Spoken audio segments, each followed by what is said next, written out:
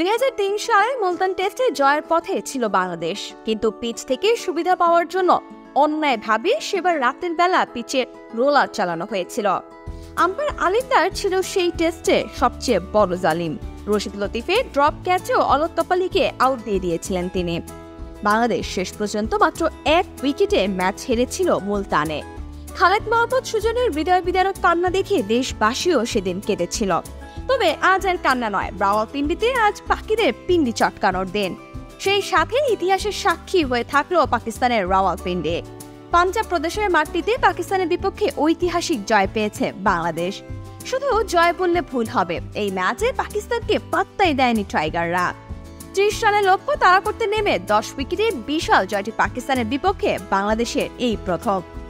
এর আগে 2001 সাল থেকে পাকিস্তানের 13টি টেস্ট ম্যাচ খেললেও জয় পায়নি বাংলাদেশ। অবশেষে আজ রোববার 24 বছরের অপেক্ষা ঘুচল বাংলাদেশের। এই ম্যাচে একটি দুর্দান্ত রেকর্ডও করেছে বাংলাদেশ। দ্বিতীয় ইনিংসে পাকিস্তানকে মাত্র 146 রানে অল আউট করে দেয় বাংলাদেশ। টাইগারদের বিপক্ষে টেস্টে এটি পাকিস্তানের সর্বনিম্ন স্কোর। এর আগে 2003 সালে মুলতানের টাইগারদের কাছে 175 রানে অল আউট হয়েছিল পাকিস্তান। 30 রানের লক্ষ্য তারা স্বাচ্ছন্দ্যে খেলতে থাকে দুই টাইগার ওপেনার জাকির হাসান ও সাদমান ইসলাম। সাদমানের 9 আর জাকিরের 15 রানের সুবাদে জয় অর্জিত হয় বাংলাদেশের। রাওয়ালপিন্ডিতে টসে হেরে শুরুতে ব্যাট করতে নেমে 6 উইকেটে 448 রান তুলে ইনিংস ঘোষণা করেছিল পাকিস্তান।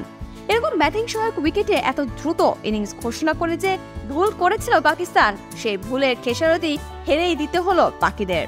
পাকিস্তানে 448 রানের বিপরীতে প্রথম ইনিংসে সবকটি উইকেট হারিয়ে 565 রান করে বাংলাদেশ, লিড পায় 117 রানে। নিজেদের দ্বিতীয় ইনিংসে 146 রানে বেশি করতে পারেনি স্বাগতিকরা। 30 রানের লক্ষ্যে খেলতে নেমে কোনো উইকেট না হারিয়ে জয়ের বন্দরে পৌঁছে যায় বাংলাদেশ।